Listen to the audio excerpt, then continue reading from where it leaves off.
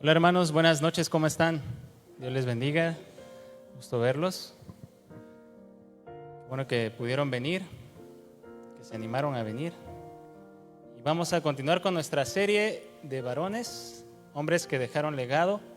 El tema que nos toca es el número 12 y puse como título, vamos a ver, Daniel, un legado de integridad. Me tocó predicar a mí porque Andrés no quiso, dijo que era de mala suerte hoy, que es viernes 13, no se quiso animar, entonces pues me pidió de favor. ¿Me acompañan a hacer una breve oración?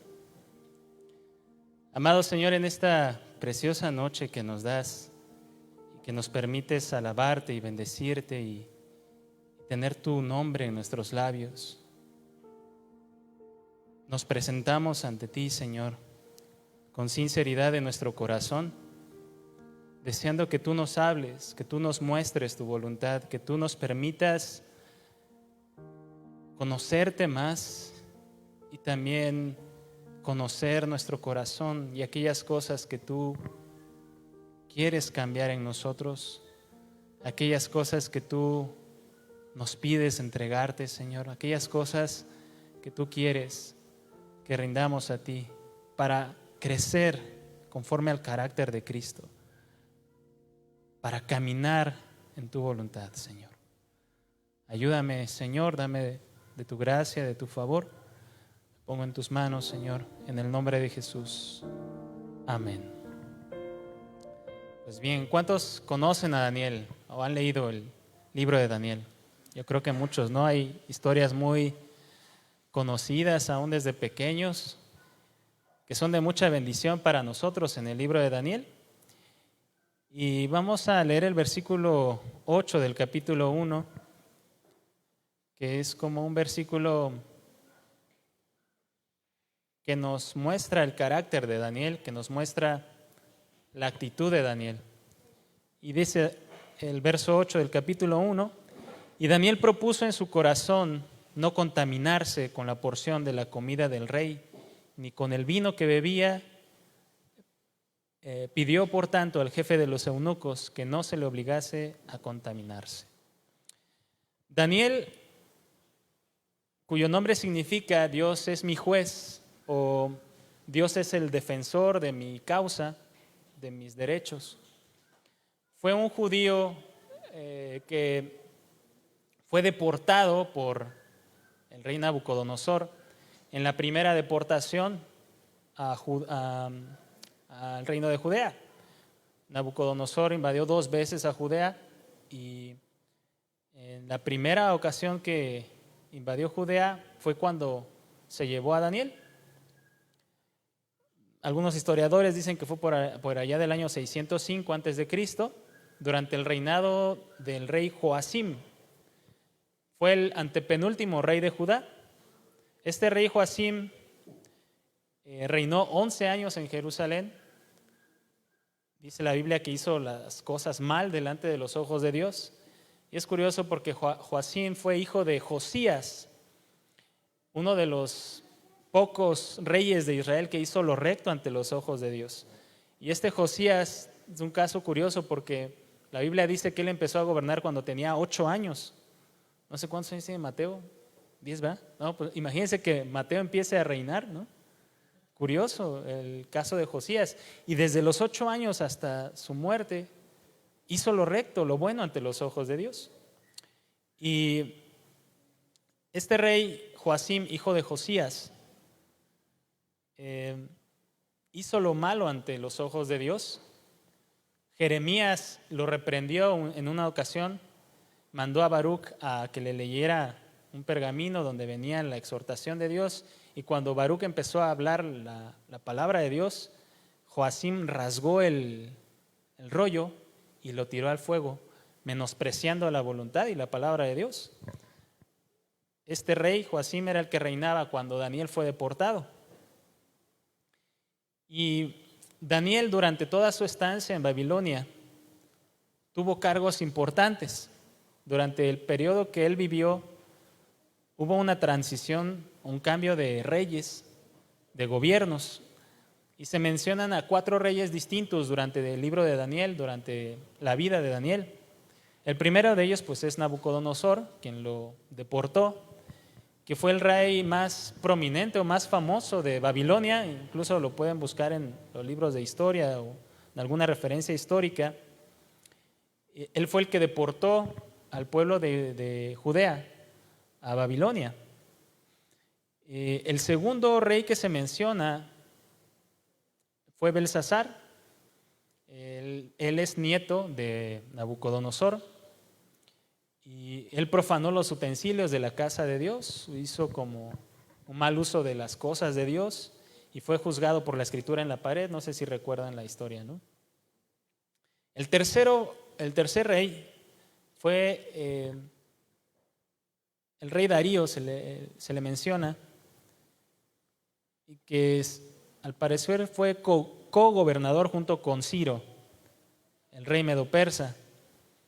Y fue durante el reinado de Darío cuando sucede lo del el foso de los leones, ¿no? Cuando el Señor libra a Daniel de ser comido por los leones. Y el cuarto y último rey mencionado es Ciro, donde Daniel recibe revelaciones extraordinarias de parte de Dios sobre los últimos tiempos.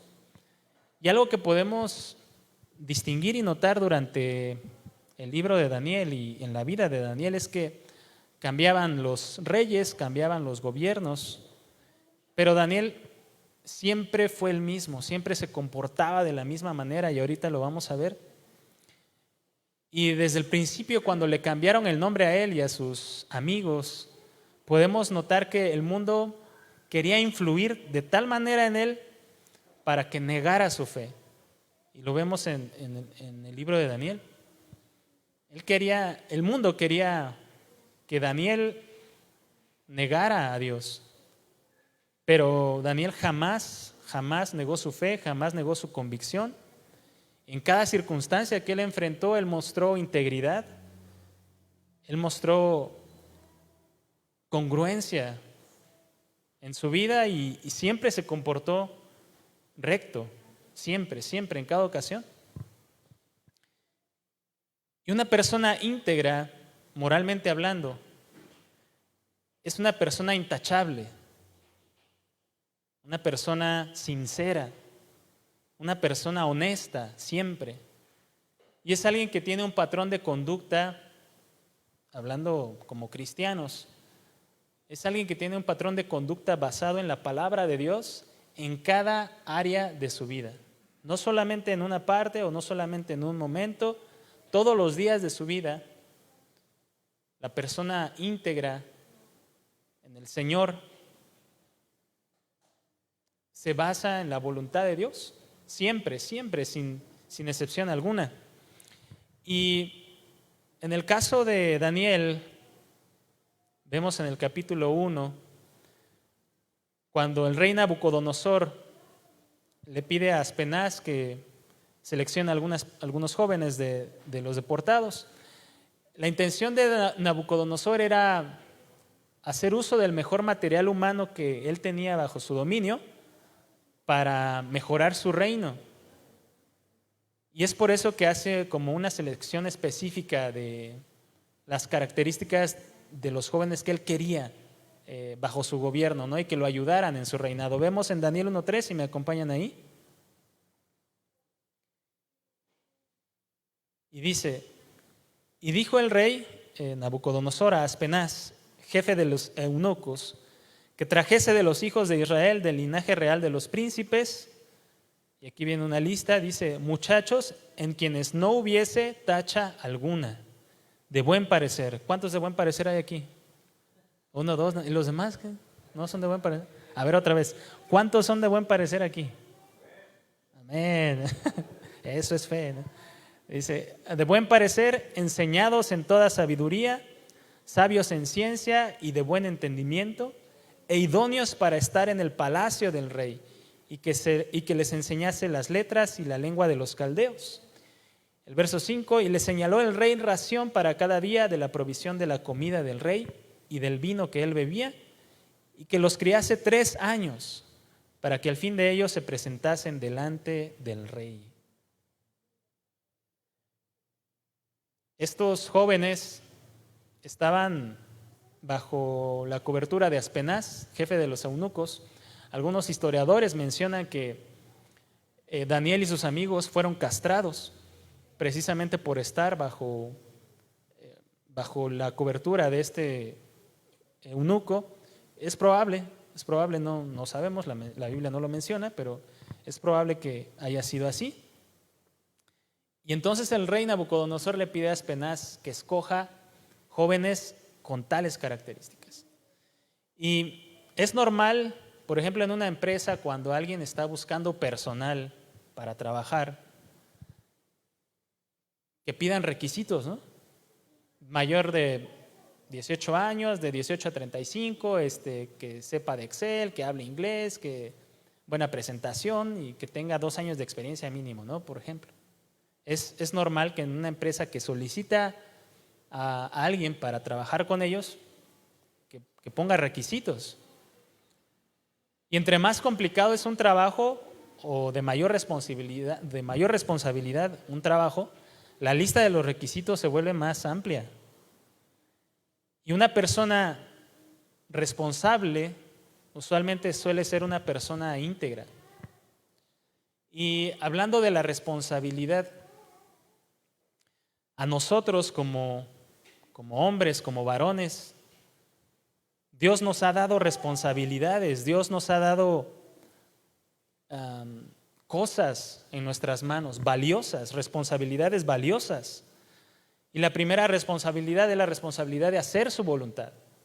Tú y yo, como creyentes, como cristianos, tenemos la enorme responsabilidad de hacer la voluntad de Dios. Tenemos también la responsabilidad de ser buenos esposos los que estamos casados. Aquí todos, sí, ¿verdad? Todos estamos casados. ¿Hay algún soltero? No, ¿verdad? ¿Alguien que quiera ser? No, ¿verdad? Que quiera ser soltero. Tenemos la responsabilidad de ser buenos esposos. Tenemos la responsabilidad de ser buenos padres los que tenemos hijos.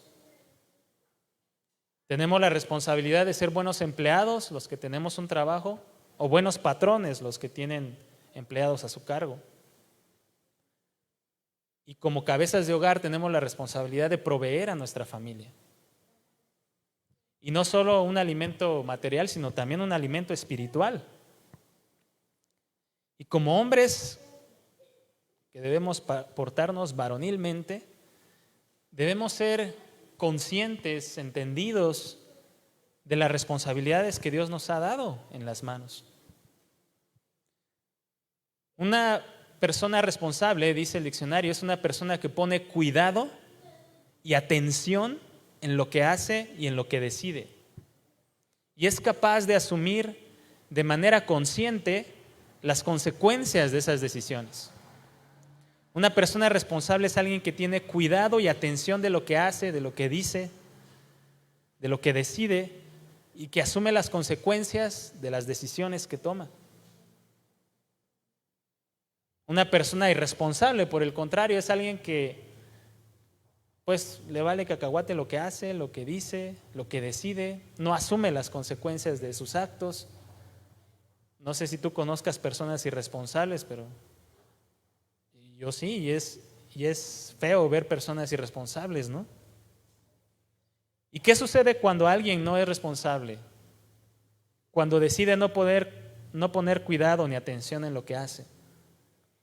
¿Qué pasa cuando alguien no cumple con la responsabilidad que se le fue asignada?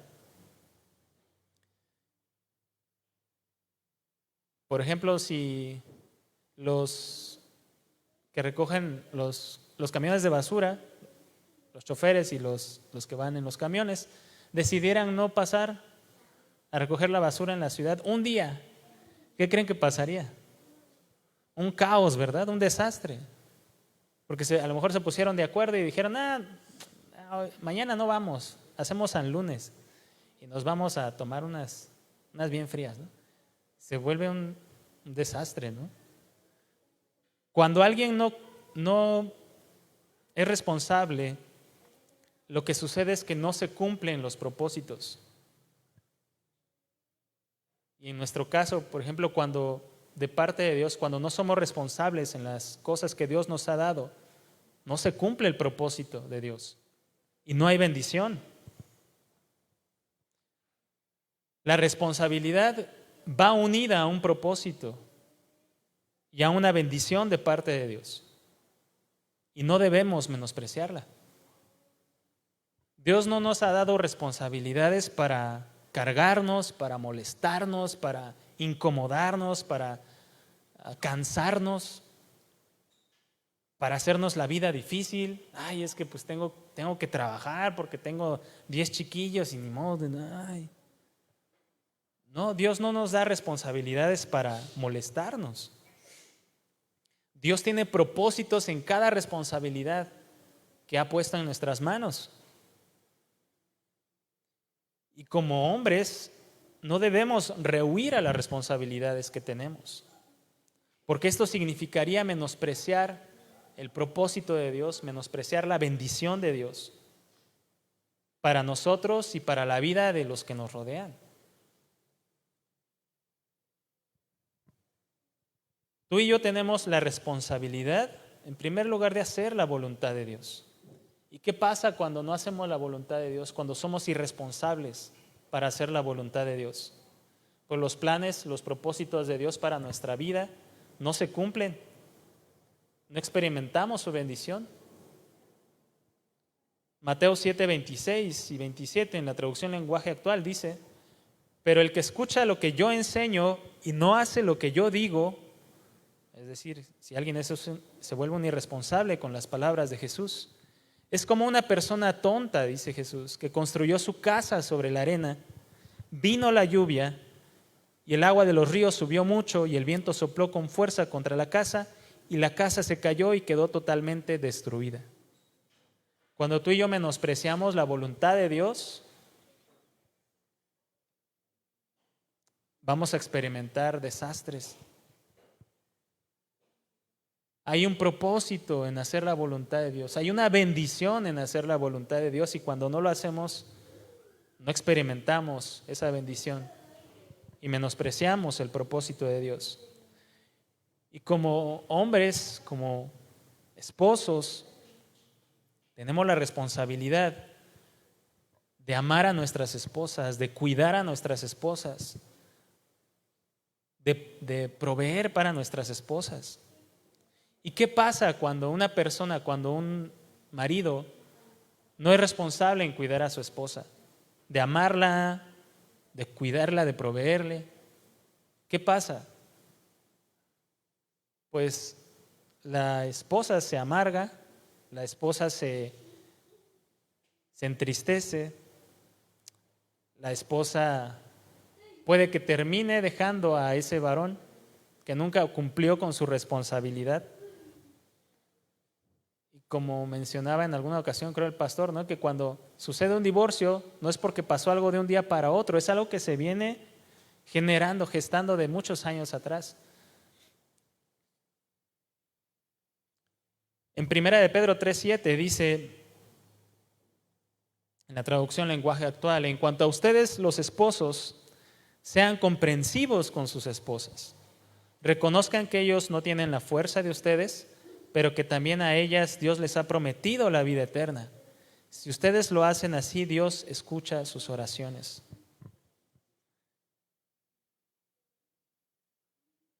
Dice la Reina Valera que debemos tratar a nuestras mujeres como vaso más frágil. Como vaso más frágil. Y hay a veces varones que tratan a su esposa como si fueran pues vasos de vidrio, no vasos de metal. Y la palabra dice que tratemos a nuestra esposa con delicadeza.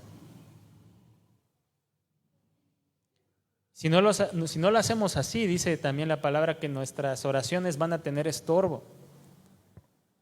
No sé si lo han experimentado, yo sí, cuando he discutido con mi esposa o hemos tenido alguna diferencia. No estoy tranquilo, no estoy a gusto, no estoy en paz. Y oro al Señor y el Señor me recuerda, oye, tienes que arreglar las cosas. Tienes que tomar la iniciativa y y amar a tu esposa, ¿no? No podemos vivir cuando tenemos un conflicto con nuestra esposa, no podemos vivir como si nada pasara. Ay, me peleé ayer, pero bueno, la vida sigue. No, tenemos que hacer la voluntad de Dios y solucionar el conflicto, ¿no? ¿Tú eres comprensivo con tu esposa? ¿Te preocupas por ella, por sus necesidades? Es algo que también comentaba Andrés, ¿no?, en el tema anterior. ¿Haces sentir a tu esposa amada y especial? Los que tienen esposa. ¿La haces sentir segura? ¿Le compras flores? ¿Cuándo fue la última vez que le compraste flores a tu esposa? Y a lo mejor tu esposa te va a decir, no, no necesito que me regales flores, pero sí necesita que le regalen flores. Te va a decir, no, no, chiquito, no, lo que quieren decir es que quieren uno grande. Usualmente a las mujeres les gustan mucho las flores, ¿no? Tenemos una responsabilidad muy grande con nuestras esposas y tenemos también una responsabilidad muy grande con nuestros hijos, los que tenemos hijos. ¿Y qué pasa cuando no somos responsables con nuestros hijos? Proverbios 1:8 dice, oye, hijo mío, la instrucción de tu padre y no desprecies la dirección de tu madre. Los padres, los papás, los varones, somos los responsables de instruir a nuestros hijos, de enseñarles a vivir la vida cristiana. Y esta vida cristiana se la enseñamos a través del ejemplo, no solo de las palabras, sino a través del ejemplo. Pero hay muchos varones que dejan esta responsabilidad únicamente a la esposa.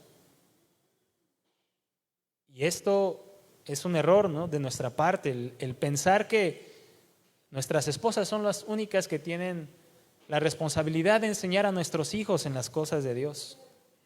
No, nuestra mayor responsabilidad es enseñar nosotros, varones, a nuestros hijos en las cosas de Dios, no nuestra esposa. Nosotros damos instrucción, la madre da dirección también, pero el varón va por delante, el varón va primero. Y hay algunos que echan primero a su esposa por delante, ¿no?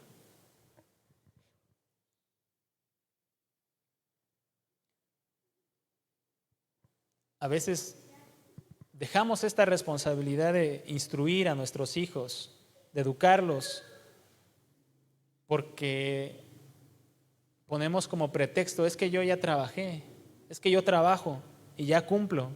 Como yo trabajo, yo cumplo y hasta ahí. Pero nuestra responsabilidad hacia nuestra familia no termina con trabajar únicamente. Mencionaba en alguna ocasión, ¿no?, que cuando escuché a un predicador mencionar que cuando tú dejas de trabajar y llegas a tu casa, llegas al segundo turno a seguir trabajando, a seguir sirviendo, a seguir instruyendo a tus hijos, a seguir dando. No sé si les ha pasado ver o han escuchado, ¿no?, que cuando están el matrimonio y tienen a un bebé, la que se levanta siempre es la mujer, casi siempre, ¿no? Pues es que es la que tiene que darle de comer, ¿no? Pero ¿qué tal si se hizo pipí o popó? Ah, pues que también la mamá que lo cambie, ¿no? Porque a los hombres se les parece raro cambiar un pañal a veces, ¿no? A mí me causa como frustración, incomodidad cuando yo conozco a un papá que no le cambia el pañal a su hijo. Ay, Dios, eso me genera cosa, dijera el doctor Chapatín. Porque ¿cómo un papá no va a tener la voluntad para cambiarle el pañal a su hijo? No sé si les pasó a ustedes, ¿no? No los conozco, no conozco sus casos, pero hay personas que así se comportan, que únicamente le dejan la responsabilidad a la mamá de cambiarle el pañal. Y si en la escuela la maestra llama la atención del niño que se portó mal o que quiere hablar con los padres, mandan a la mamá por delante, ¿no? Los hombres somos la cabeza de hogar, somos los responsables de nuestra familia, y aún en cosas pequeñas como esas, nosotros tenemos que ir por delante. Debemos ser los primeros en estar interesados por el bienestar físico, emocional, espiritual de nuestros hijos. Hay una frase que leí que dice: vive de tal manera que cuando tus hijos piensen en justicia, cariño e integridad, piensen en ti. Vive de tal manera que cuando tus hijos piensen en justicia, cariño e integridad, piensen en ti.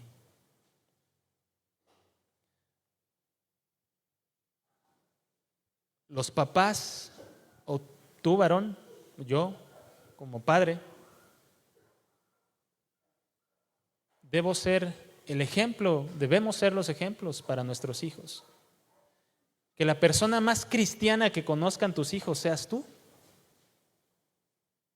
Que la persona más recta que conozcan tus hijos seas tú. Que la persona más íntegra que conozcan tus hijos seas tú. Porque si nosotros no somos ejemplo para nuestros hijos van a buscar ejemplo en otro lado. Y el mundo está presto para darles ejemplo, ¿eh? El mundo está cerca para darles ejemplo. No necesitan permiso incluso. Tarde o temprano nuestros hijos van a imitar nuestro comportamiento o el comportamiento de alguien más. Debemos procurar ser el mejor y mayor ejemplo para nuestros hijos. Es nuestra responsabilidad. Tenemos también una responsabilidad en nuestro trabajo. ¿Qué pasa cuando alguien no es responsable en su trabajo? Pues lo corren, ¿verdad? Lo corren y con justificada razón. En Efesios 6:5, la Nueva Traducción Viviente, aunque aquí hace mención de los esclavos, pero aplica para el trabajo y los patrones, dice: esclavos, obedezcan a sus amos terrenales con profundo respeto y temor. Sírvanlos con sinceridad, tal como servirían a Cristo. Traten de agradarlos en todo el tiempo, no solo cuando ellos los observan. Como esclavos de Cristo, hagan la voluntad de Dios con todo el corazón. Trabajen con entusiasmo como si lo hicieran para el Señor y no para la gente. Recuerden que el Señor recompensará a cada uno de nosotros por el bien que hagamos, seamos esclavos o libres. Cuando trabajemos debemos hacerlo con integridad, con responsabilidad. No como la frase que dice: yo hago como que trabajan porque ellos hacen como que me pagan. ¿No? Si nuestro pensamiento es que las cosas que hacemos las estamos haciendo para Dios, si pensamos que nuestro jefe es Dios y en algún momento llega a suceder que pues hay recorte de personal, tu jefe va a seguir siendo el mismo, Dios. Solamente te va a cambiar de lugar para seguir trabajando. Pero si tu jefe no es Dios y uno está así como preocupado, es que ya me van a correr, es que la crisis, la inflación, la guerra en Palestina, y nos volvemos preocupones, ¿no? Pero si uno entiende correctamente que nuestro jefe es Dios, valga la expresión, si hacemos las cosas para Dios con sinceridad, no debemos tener temor de lo que pueda pasar. Porque si nuestro jefe es Dios, únicamente nos va a cambiar pues de oficina y seguiremos trabajando para Él. Cuando alguien no es responsable en su trabajo y no hace lo que le toca hacer, perjudica a la empresa, perjudica a sus compañeros. Hay un daño generado. Tú y yo, si tenemos un trabajo, debemos cuidarlo, agradecer a Dios por el trabajo primero y cuidarlo, siendo responsables. Y una persona íntegra es una persona congruente en todas las áreas.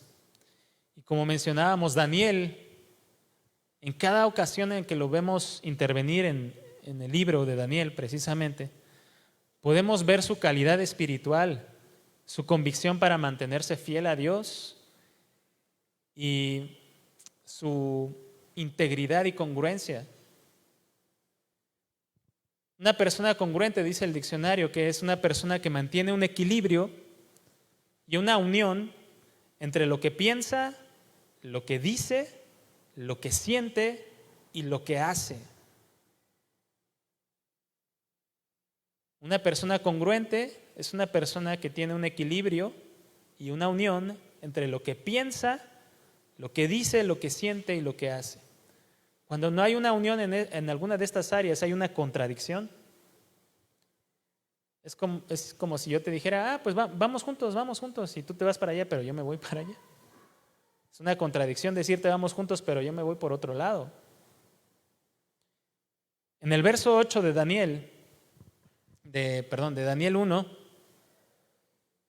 dice: y Daniel propuso en su corazón no contaminarse con la porción de la comida del rey ni con el vino que él bebía. Pidió, por tanto, al jefe de los eunucos que no se le obligase a contaminarse. La Nueva Traducción Viviente dice este mismo verso: sin embargo, Daniel estaba decidido a no contaminarse con la comida y el vino dados por el rey. Le pidió permiso al jefe del Estado Mayor para no comer esos alimentos inaceptables.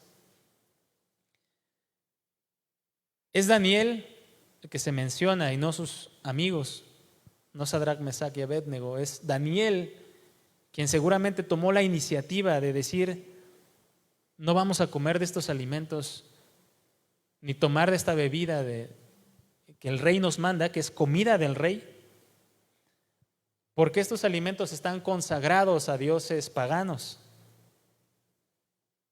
Entonces era algo que Daniel sabía que no era grato delante de Dios. Y es probable que Ananías, Misael y Azarías imitaran a Daniel. Y Daniel pudo haber razonado en su corazón diciendo: acabamos de llegar y si empezamos a ceder en las tradiciones, en las costumbres de este pueblo, si empezamos a doblar nuestras manos, nuestra convicción ante lo que ellos nos quieren imponer, vamos a terminar negando a Dios. Vamos a terminar olvidándonos de Dios, vamos a terminar ofendiendo a Dios. Y yo no quiero hacer eso, decía Daniel. Daniel razonó en su corazón que era mejor agradar a Dios que agradar a los hombres, a pesar de que podía arriesgar su vida. Y más allá del hecho de que Daniel propusiera esto en su corazón, determinara esto en su corazón, Daniel lo llevó a cabo. No solamente lo razonó en su mente, no solo lo pensó en su corazón, Daniel lo hizo. Fue congruente con su fe, con su convicción, con su decisión. No solo se puso a pensar largas horas, y si como, y si no como, pero es que está consagrado a Marduk, el rey de los babilonios. No, pues es que eso no le agrada a Dios. Probablemente Daniel meditó en su corazón y decidió, propuso en su corazón no contaminarse.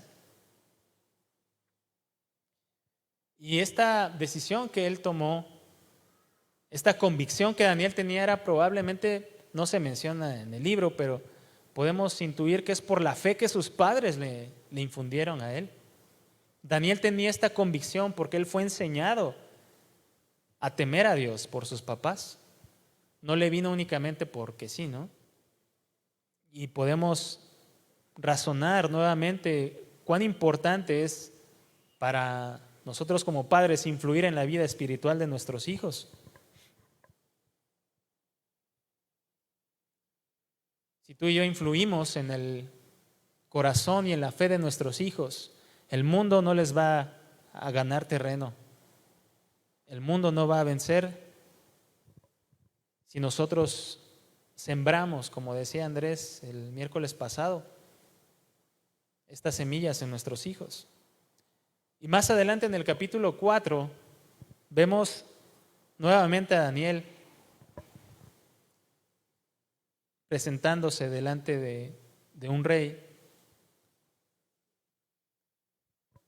Y dice el verso 19, Daniel 4. Bueno, el contexto es que estaba ya el rey Belsasar, mandó a traer los utensilios de la casa de Dios que su abuelo Nabucodonosor había traído, y estaba teniendo una fiesta con sus concubinas, con sus amigos, y empezó, ahora sí que el desorden, ¿no? Se prendió el cerro. Y hizo algo que a Dios no le gustó, ofendió a Dios con sus actos, y entonces apareció una mano en la pared y empezó a escribir. Y todos al ver la mano y ver la escritura, pues se asustaron. Y nadie en el reino pudo interpretar la escritura en la pared. Y la esposa de Belsasar se acordó que existía un hombre que interpretaba sueños y que tenía un espíritu diferente. Y entonces me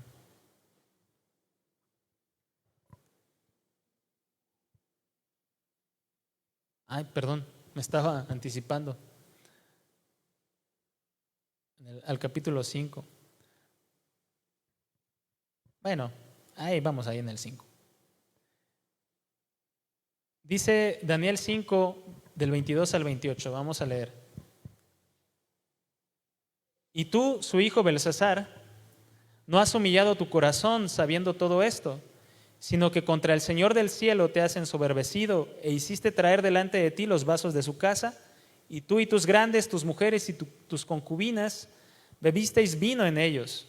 Además de esto diste alabanza a dioses de plata y oro, de bronce, de hierro, de madera y de piedra, que ni ven, ni oyen, ni saben, y al Dios en cuya mano está tu vida y cuyos son todos tus caminos, nunca honraste. Entonces de su presencia fue enviada la mano que trazó esta escritura, le dijo Daniel a Belsasar.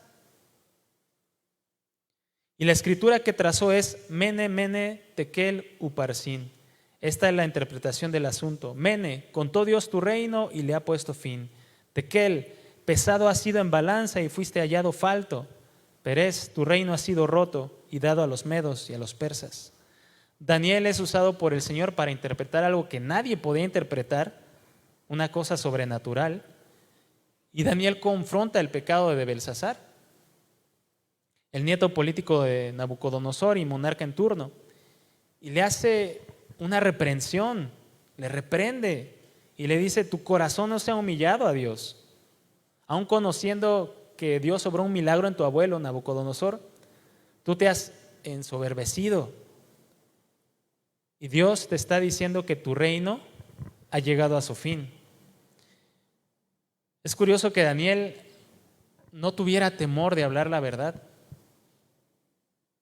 Dios le estaba mostrando algo a Daniel impresionante y sin temor le muestra esta verdad al rey Belsasar. Y vemos que Daniel actúa congruentemente con lo que él sabe, con lo que Dios le está diciendo, con lo que Dios le está moviendo a decir. Y Daniel actúa con integridad, con congruencia. También en el capítulo anterior, en el capítulo 4, Nabucodonosor llega a tener un sueño, un sueño impresionante también, donde,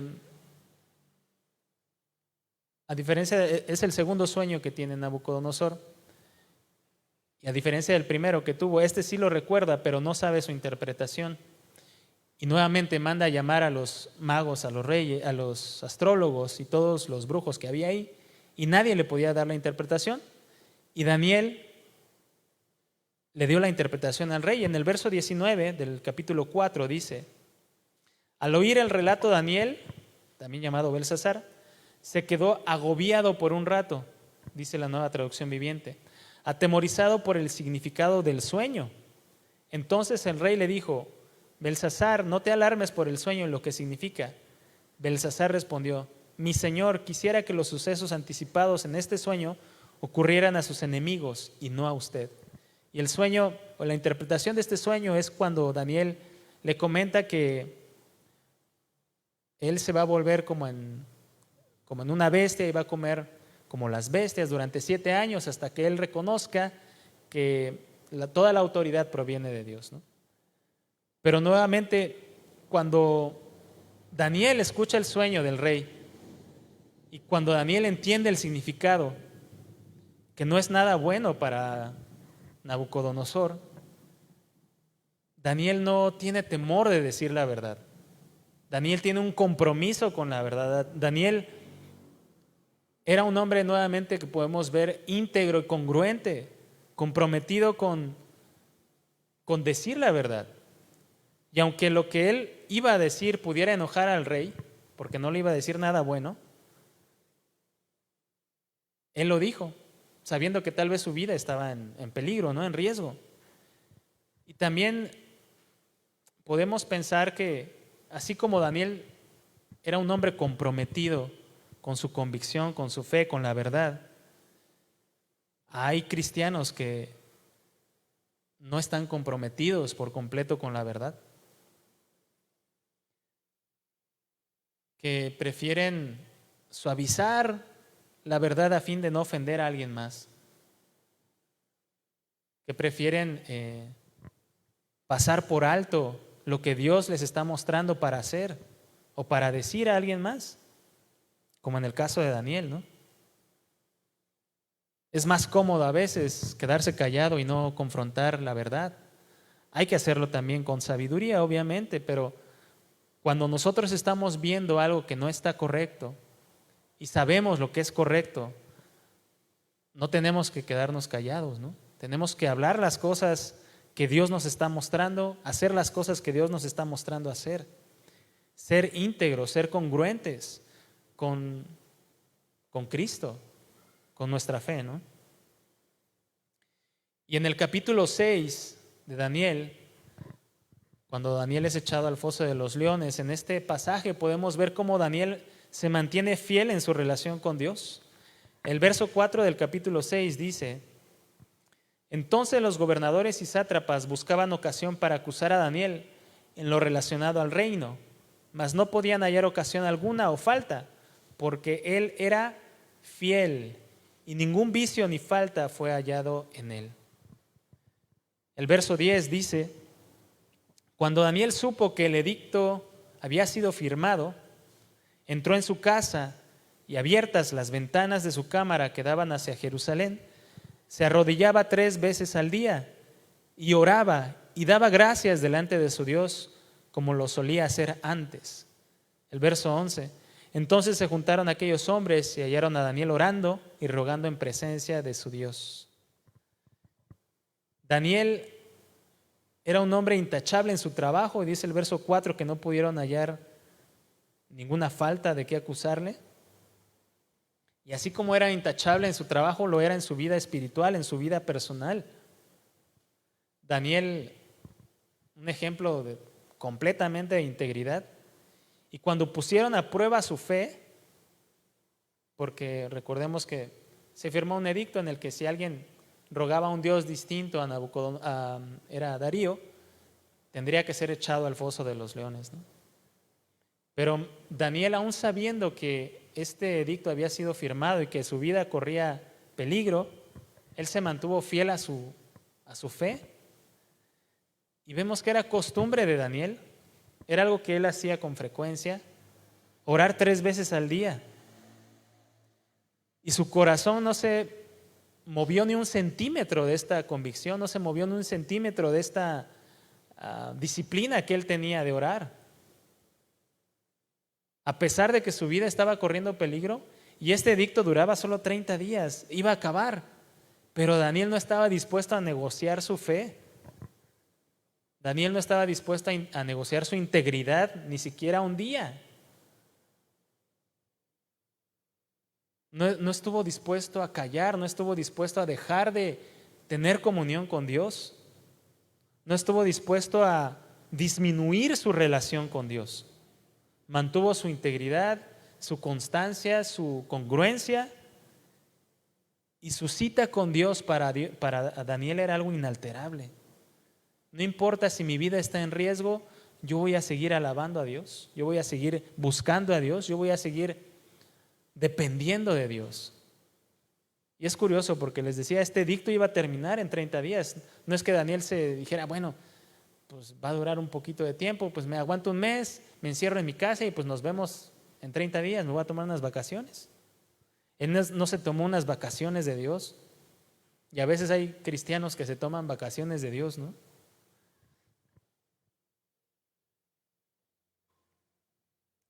Es importante entonces entender la congruencia en nuestras vidas, en nuestras propias vidas. Una persona congruente, como les mencionaba, es una persona que tiene un equilibrio entre lo que piensa, lo que dice, lo que siente y lo que hace. No hay una contradicción.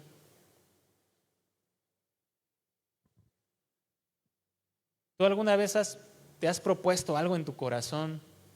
Así que lo meditaste y dijiste, sí, voy a hacer esto, pero en realidad no lo llevaste a cabo. Yo sinceramente pensé en meterme al gimnasio y la verdad nunca me metí. Porque sí, yo dije, ay, quisiera. Y a la hora fui al gimnasio, incluso lo fui a ver, pero no, ni siquiera entré.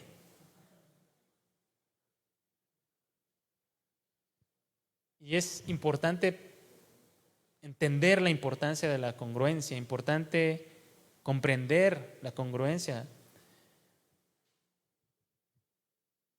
¿Tú alguna vez has sido incongruente en tu relación con Dios? ¿Tú alguna vez has sido incongruente en tu servicio a Dios, si es que sirves? ¿Has sido alguna vez incongruente con tu esposa? ¿Has sido alguna vez incongruente con tus hijos? ¿Alguna vez has sido incongruente en tu trabajo? Y son preguntas muy importantes para nosotros de meditar, de razonar y de llegar a profundizar en ello. Porque si nos lo decimos a nosotros mismos, probablemente pensemos, no, yo sí he sido congruente con Dios, con mi esposa, con mis hijos, en mi trabajo. Pero yo quisiera que ustedes pudieran reflexionar esto en sus casas, que en su oración pudieran preguntarle, Señor, ¿he sido incongruente completamente contigo? Es algo muy personal porque nadie sabe lo que tiene en su morral, dijeran, ¿no? Nadie sabe. Ustedes pueden verme aquí todo guapo y bonito, ¿no? Pero pues no conocen mi vida privada, ¿no? Y yo los puedo ver también ahí sentados bien guapos y todo, bien de buen parecer, pero no conozco su intimidad. Dios sí lo conoce. Entonces, pregúntenle al Señor, Señor, ¿he sido íntegro y congruente contigo? Pregúntenle a su esposa, porque les digo, es probable que si nosotros nos hacemos esas preguntas, pensemos que sí. Desde nuestra perspectiva vamos a tener casi siempre una respuesta positiva. Pero yo te invito a que puedas hacerlo, que le preguntes a tu esposa, oye, mi amor, ¿yo he sido congruente contigo? ¿Me consideras a mí una persona congruente? ¿Un cristiano congruente? Yo alguna vez, bueno, hace poco le pregunté eso a mi esposa, ¿no? No les digo qué me dijo, pero yo se lo pregunté. Pregúntenle a sus hijos. Si es que pueden platicar, ¿no? Hay hijos chiquitos que a lo mejor no entienden esto, pero cuando llegue el tiempo, pregúntenles, oye hijo, ¿he sido congruente contigo?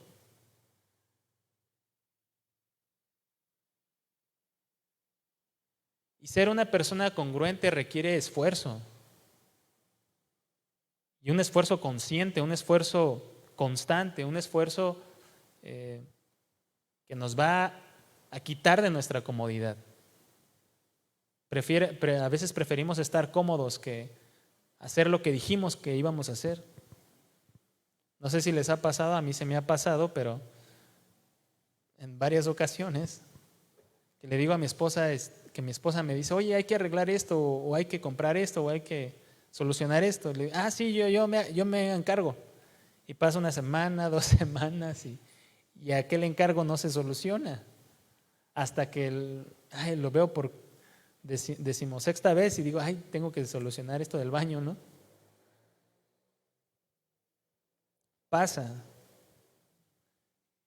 Y así como Daniel, que estaba dispuesto a ser íntegro, aunque le costara la vida, es digno preguntarnos, ¿estamos dispuestos a ser íntegros delante de Dios, congruentes con Dios, aunque nos cueste la vida? Y no es que nos vayamos a morir, sino es morir a nosotros mismos, ¿no? ¿Estamos dispuestos a ser congruentes con nuestra fe, aunque padezcamos dolor y dificultades?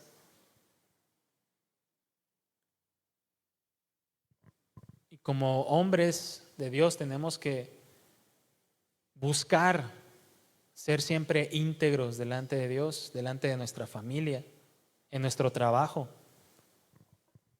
Ser congruentes con lo que pensamos de Dios, con lo que decimos de Dios y con nuestros actos. Porque es muy fácil hablar de Dios, es muy fácil decir de Dios y predicarle a otra persona de Dios, pero en nuestra vida, en nuestra casa, en nuestra intimidad y aún nosotros mismos, cuando nadie nos ve, ¿qué pensamos? ¿Qué hacemos? ¿Qué buscamos en internet? ¿Qué vemos en la tele o qué cosas pasan en nuestra cabeza que se quedan, ¿no?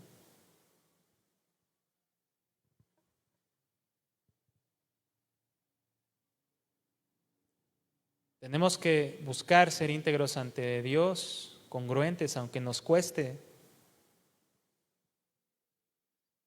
Y la Biblia menciona varios beneficios de vivir en integridad y congruencia, y solamente voy a mencionar 3. Dice la Biblia en el Salmo 15, 1 y 2, Jehová, ¿quién habitará en tu tabernáculo? ¿Quién morará en tu monte santo? El que anda en integridad y hace justicia y habla verdad en su corazón. El que vive en integridad estará en la presencia de Dios. El que vive en integridad estará en la presencia de Dios. Daniel era un hombre íntegro que vivía en la presencia de Dios. La comunión que él tenía, la revelación que Dios le daba, la interpretación de los sueños, impresionante la vida de Daniel, porque era un hombre íntegro. Era un hombre congruente con su fe.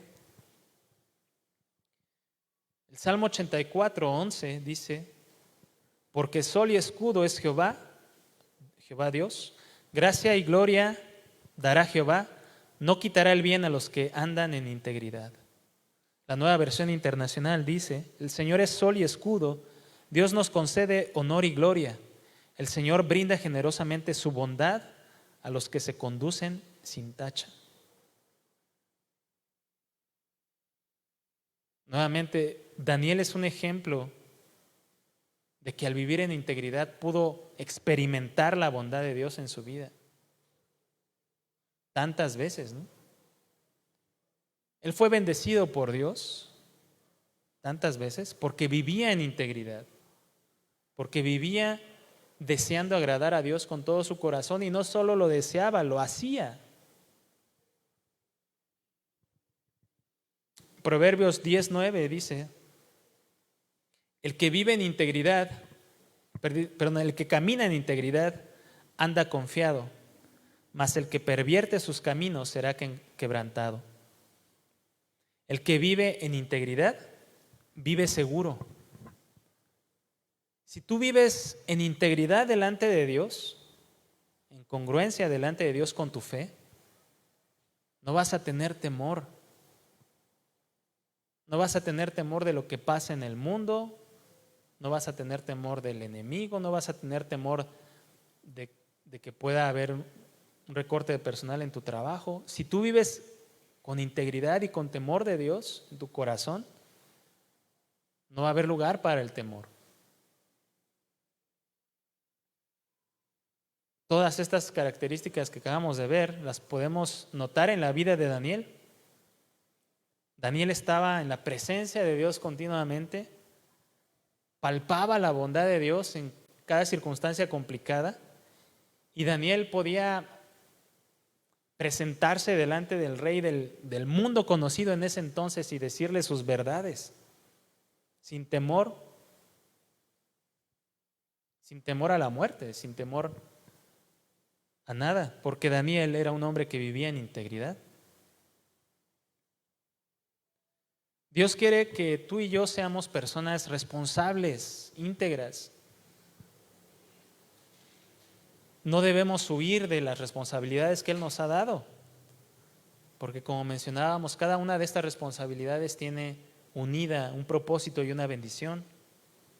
Y no cumplir con nuestra responsabilidad como varones impide que el propósito de Dios se cumpla y que la bendición de Dios se manifieste. Dios nos pide ser cristianos íntegros en cada área de nuestra vida, que siempre vivamos de acuerdo a lo que creemos, a lo que decimos, a lo que pensamos del Señor. Decimos a veces: Dios, tú eres todopoderoso, tú puedes sacarme de esta situación. Lo decimos a veces en nuestras oraciones, pero a la hora de la hora estamos buscando una solución en nuestras propias fuerzas, en lugar de esperar a Dios. Dios quiere que seamos hombres cristianos verdaderos, que siempre vivamos de acuerdo a su palabra, de acuerdo a lo que decimos creer.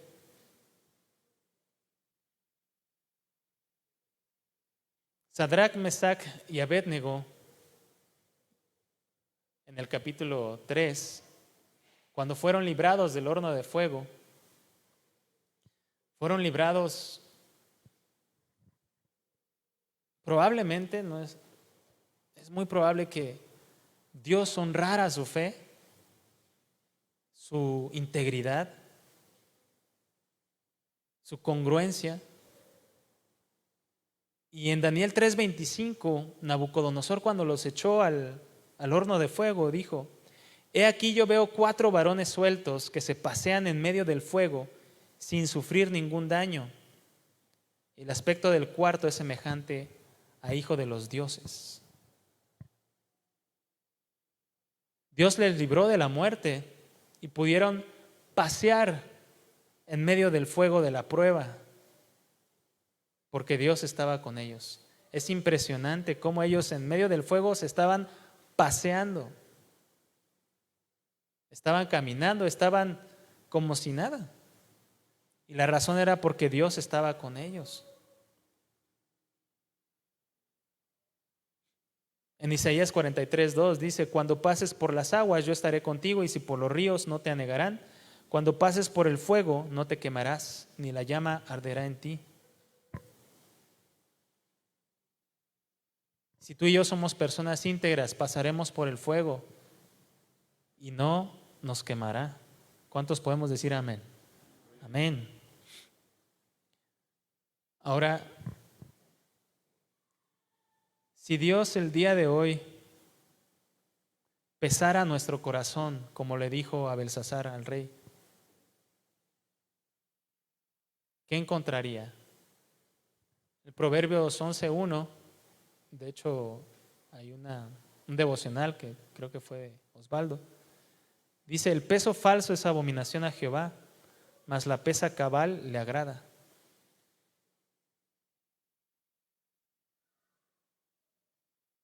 El peso falso.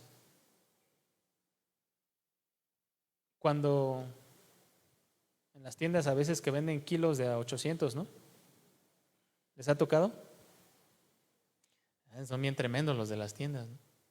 Pero me hizo pensar también en que a veces nos presentamos a Dios con kilos de 800. No sé si me explico. Señor, ten mi kilo de alabanza y son 600 gramos.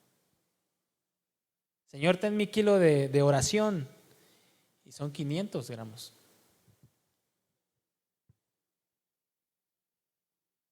Si Dios pesara nuestro corazón el día de hoy, si Dios pesara tu corazón en su balanza, si Dios midiera tu corazón, ¿qué encontraría? ¿Integridad y congruencia o seríamos hallados faltos? Siempre es importante presentarnos delante de Dios y ser sinceros con Dios, ¿no? Dios está hablándonos para vivir una vida recta, una vida íntegra, una vida congruente con nuestra fe. No solamente decir que somos cristianos o pensar que somos cristianos, sino actuar como Cristo. Eso es lo que hace a un cristiano. No decir que es cristiano, no pensar que es cristiano. El cristiano es aquel que actúa como Cristo.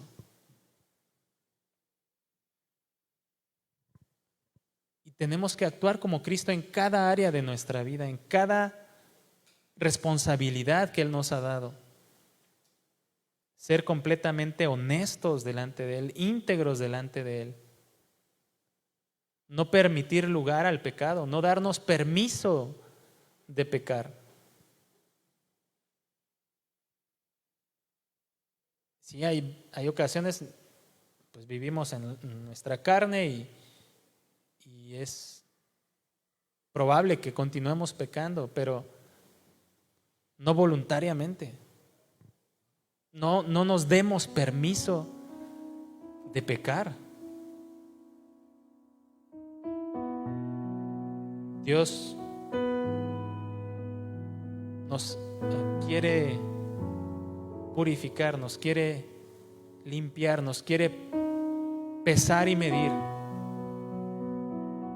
para hacernos ver las cosas que tenemos que cambiar, que mejorar, que quitar, que poner. Siempre, siempre, siempre va a haber cosas. No importa cuántos años tengamos en el Señor o leyendo, cuántas veces hemos leído la Biblia, no importa, siempre hay cosas en nuestras vidas que tenemos que cambiar para ser como Cristo, más y más. Yo te invito a que nos pongamos de pie.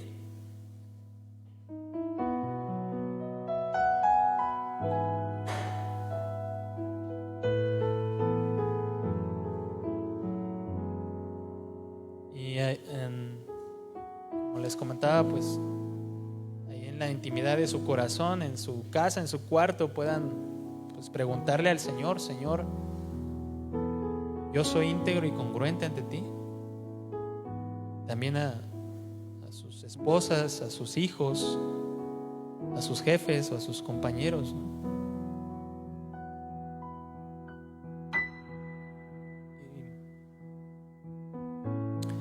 Amado Dios, te damos gracias en esta noche porque tu intención es que nuestro corazón sea transformado por ti y por tu poder. Tu intención, Señor, es mostrarnos a través de tu palabra, como en un espejo, las cosas que tenemos que cambiar. Señor, te pedimos que tú peses nuestro corazón, que tú peses nuestras vidas. Ayúdanos a ser verdaderos cristianos, Señor, íntegros, que en cada área de nuestra vida mostremos a Cristo, que en cada circunstancia, en cada momento, por más difícil que sea, mostremos a Cristo.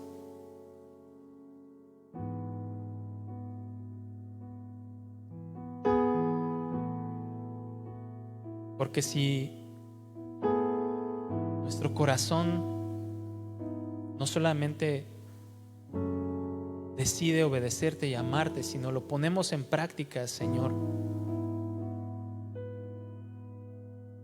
podremos experimentar tu bondad, tu presencia y la certeza de una vida segura en ti y en tus manos. Besa nuestro corazón, Señor. Tú que ves más allá de las obras, tú que entiendes las intenciones de nuestro corazón, ayúdanos, Señor, a ser congruentes en nuestra vida cristiana,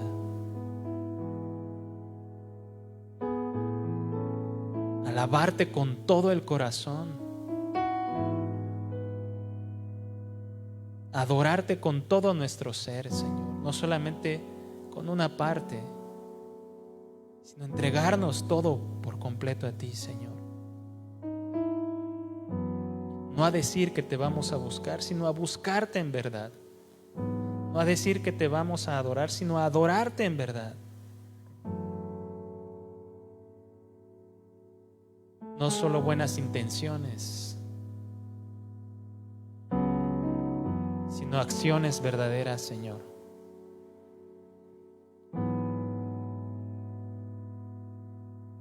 Aquí estamos delante de ti y te rogamos que tú nos ayudes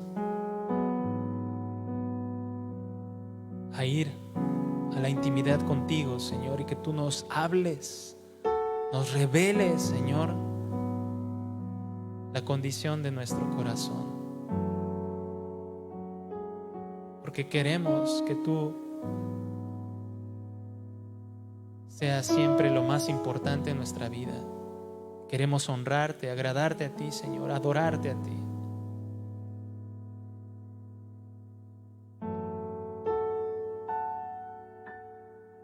Queremos adorarte, Señor, bendecirte a ti.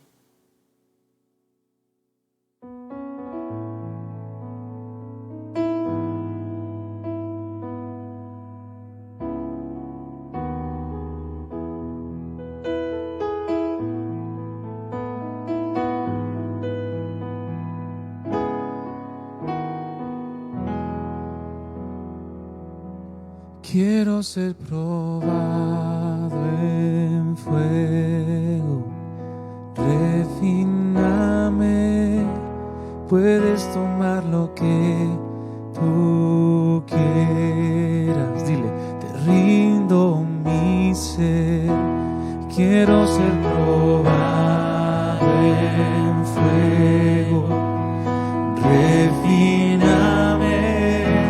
puedes tomar lo que tú quieras. Te rindo mi ser, probado en fuego, refíname, puedes tomar lo que tú quieras.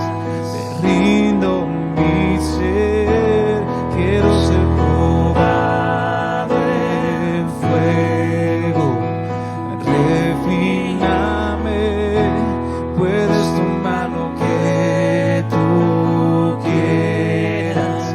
Te rindo mi ser.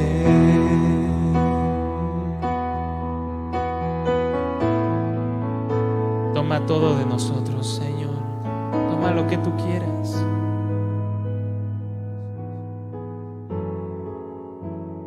Refínanos, Señor.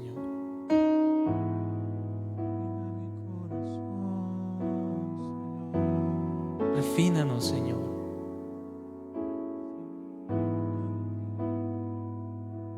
Que nuestro sí sea sí y nuestro no sea no, Señor.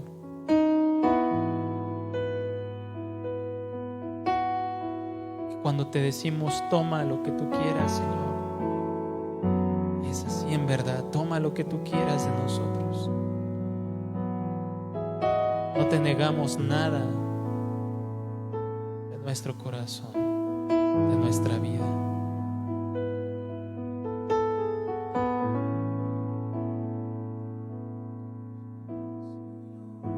Quiero ser probado, digámosle.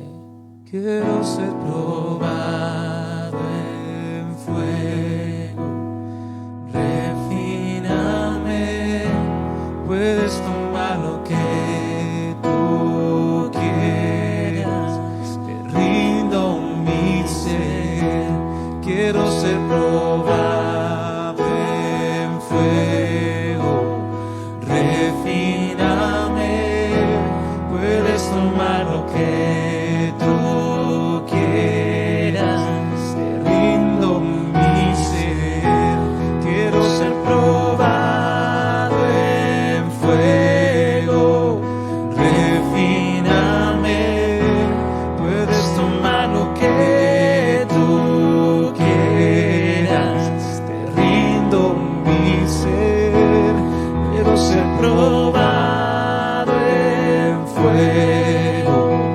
refíname, puedes tomar lo que tú quieras. Ríndeles, te rindo mi ser, quiero ser probado en fuego, refíname, puedes tomar lo que tú quieras, te rindo mi ser. Gracias te damos, precioso Dios, en esta noche.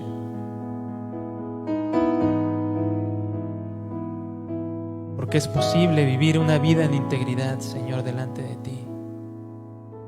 Es posible. Y así queremos vivir. Te bendecimos, te honramos en esta noche. En el nombre de Jesús. Amén y amén. Démosle un aplauso a nuestro Dios.